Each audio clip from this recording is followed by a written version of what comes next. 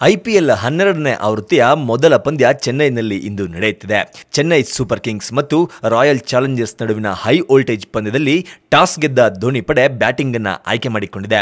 RCB ಪರ Parthiv Patel wicket keeper, Virat Kohli ನಾಯಕ, Moeen Ali, AB de Villiers, Shimron Hetmyer, Shivam Dube, Colin de Grandhomme, Umesh Yadav, Yuzvendra Chahal, Mohammed Siraj, Navdeep Saini ಆಡುವ 11ರ ಬಳಗದಲ್ಲಿ ಸ್ಥಾನವನ್ನ ಗಿಟ್ಟಿಸಿಕೊಂಡಿದ್ದಾರೆ.